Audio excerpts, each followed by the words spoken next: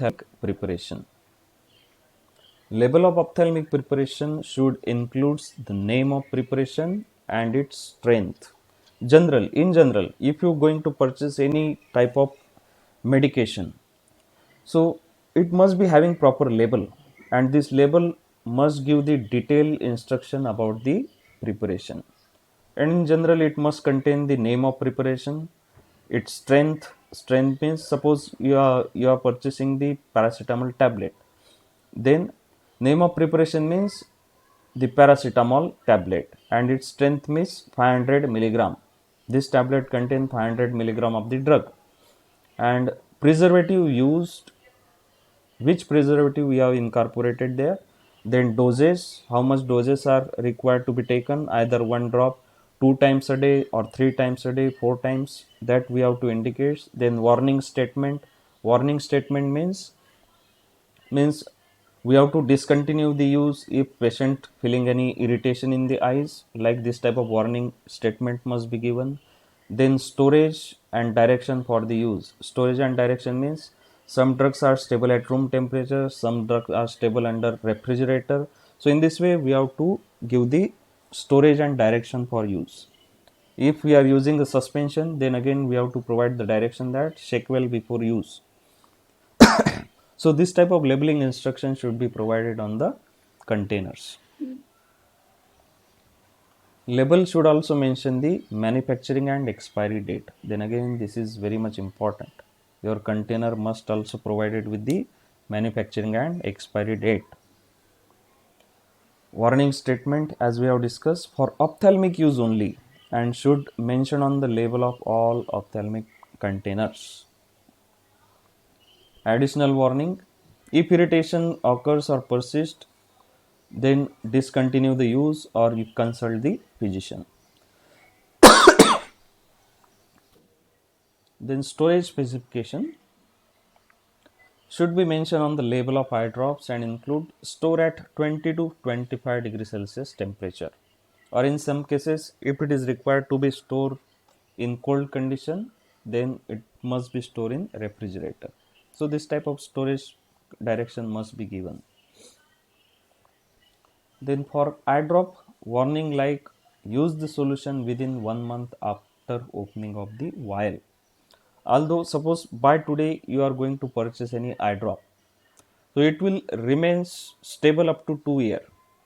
There is no doubt. If the expiry is up to 20 or 24, then it will remain stable up to that period. But once you open that container, once you open the dropper bottle, you have to utilize the content, you have to consume the preparation within 1 month, because repeatedly when we are using this preparation 2 to 3 times a day and continuously in a month, many times we are going to open the container.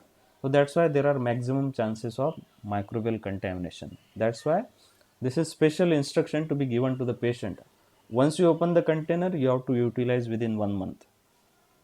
Although it will contain more than half of the content unutilized, you have to discard the content. Direction mentioned on the label of eye drop includes to be instilled into affected eyes 2 or 3 times a day.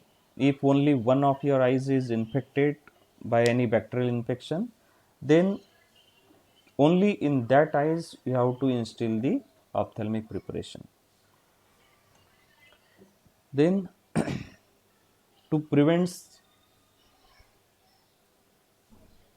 aim of the labeling, why we have to label the eye drops or any other ophthalmic preparation, to prevent the use of contaminated product. To avoid the contamination of eye drop, it must bear a label containing instruction like discard the content at specific time of opening. At specific time of opening means, suppose today you have opened the container, so you have to discard the content after 30 days. So this type of labeling should be provided. Then include the name and concentration of preservative use. Whatever the preservative we are using, the name of that preservative and how much concentration we are using, because most of the preservative may causes the eye irritation. Sometimes because of repeated use, patient may lose his vision. So that's why we have to clearly mention the name and concentration of the preservative. Most of the patients are also allergic to the some preservative. So that's why we have to mention the name and concentration of the preservative. Then name and concentration of active ingredients. So most of the eye drops are available in different concentration. Suppose you are going to purchase the ofloxacin eye drop or any other eye drop, it is available in different concentration depending on the severity of the infection.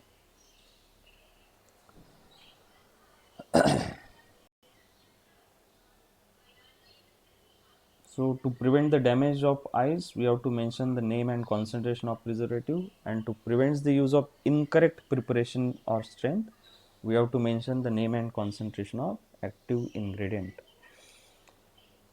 To ensure full potency at the time of use.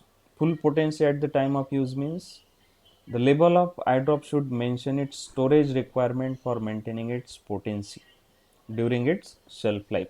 Suppose it is mentioned that the eye drop must be stored in refrigerator to ensure its potency.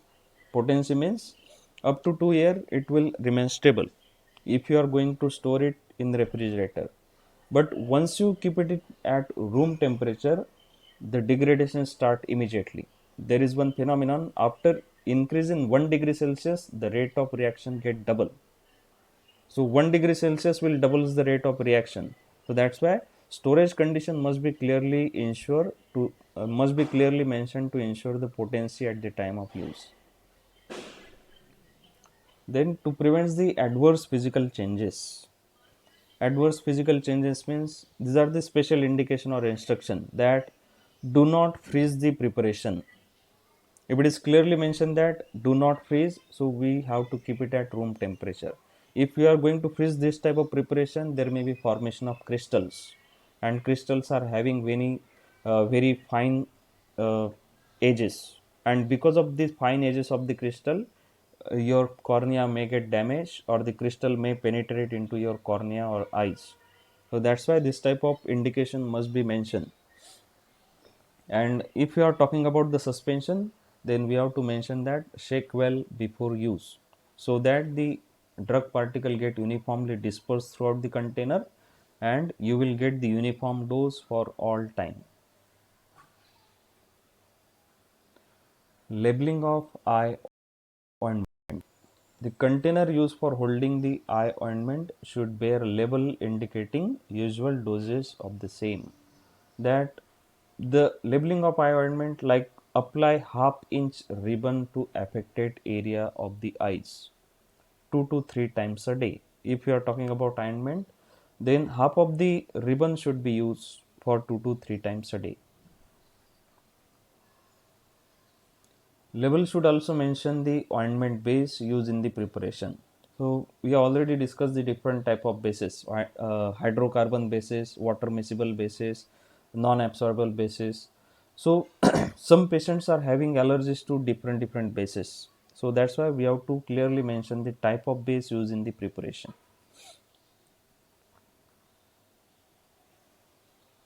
Then labeling of eye lotions. Containers used for holding eye lotions are labeled with the special instructions like avoid contamination before use or discard any unused part within 24 hours of the opening. Once the container is open, you have to utilize it within 24 hours. And whatever the preparation is remain, that you have to discard.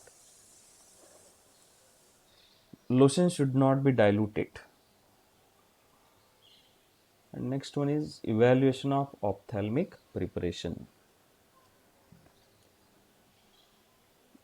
It includes pH. First, we have to evaluate for the pH, and you can check the pH by using digital pH meter. You just have to insert the glass pH meter into your ophthalmic preparation, and you can directly check the pH.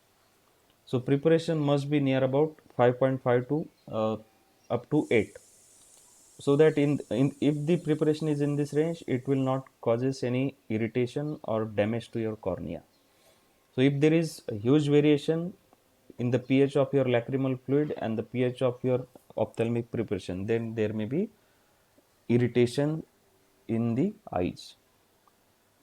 Normally we are trying to achieve the pH of your ophthalmic preparation as that of the pH of lacrimal fluid, that is 7.4. Then second, test for sterility, test for clarity, test for leakage, and test for determination of preservative efficacy. All these tests are same as that of the parenteral preparations. So I am not going to repeat the same test.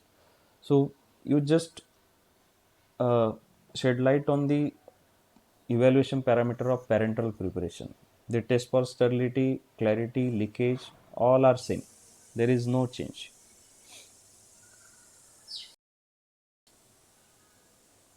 Then test for uniformity of the content. Uniformity of the content means whether the same amount of drug is present throughout the preparation. Suppose if we are talking about the eye ointment.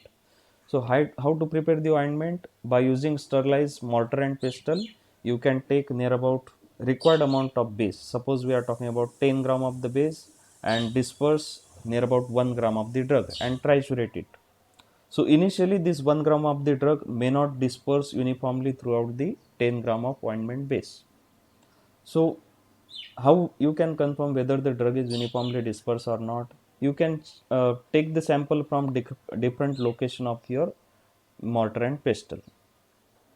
Just take small sample from three different corners of the mortar and pestle, and by means of assay you can calculate the percentage drug present at all three locations. If the if the percentage of drug present at all three locations is same, then it means that the drug is uniformly mixed. But if the assay readings are different at different location, it means that the drug is not uniformly mixed. So in this way you can test for the uniformity of content. Then test for metal particles in ophthalmic ointment. Metal collapsible tube should comply with the following test for metal particles. Select sample of 10 tubes. Select sample of 10 tubes and clean it by vibration or by means of blowing. Empty 10 tubes you have to take. Metal collapsible tube and clean it by means of blowing.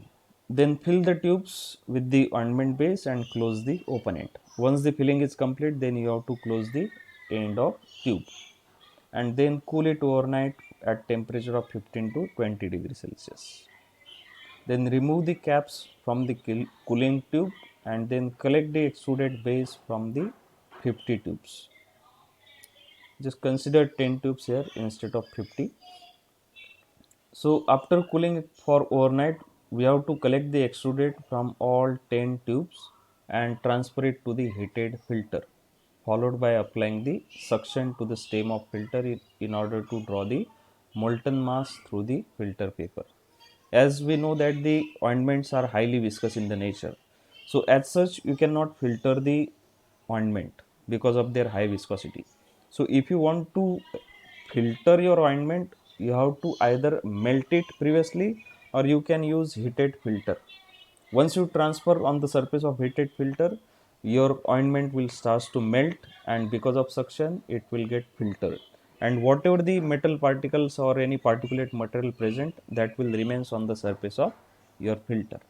So what is the procedure? First you have to take 10 empty tubes, fill it with the ointment base and close the end, means seal the tubes and keep it overnight. So on the next day you can collect the extrude from all 10 tubes and then pass it on to the heated filter.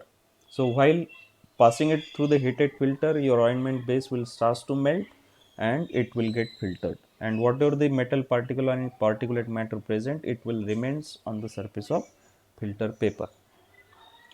When entire melted base has been removed, wash the wall of filter and filter paper with 3 successive quantities of 30 ml chloroform. Means after filtering, you have to add 30 ml of chloroform so that the traces of ointments will be completely removed and only metal particle will remains on the surface of filter paper. Examine the filter paper under microscope and especially for those particles which are having size of 50 microns or larger in dimensions. And when your ointment will passes the test, requirements are met if total number of particles which is having size of 50 microns or larger from 10 product tubes do not exceed 50, and not more than one tube contain more than 8 such particles. Means whatever the extrude we have taken from 10 tubes, this 10 tube should not contain 50 particles of size more than 50 micron. 50 particles of size 50 micron, and any one of these tubes should not contain more than 8 such particle, then it will complies the test. So this is the test for metal particle if you are using a metal collapsible tube. Then last test is eye irritation test, and this test is done by examination of eye of rabbit. Whatever the eye preparation you are having, either eye drop, eye ointment, eye lotion, eye suspension, whatever it is, you have to instill it into eyes of rabbit, and you have to check whether there is any irritation or not.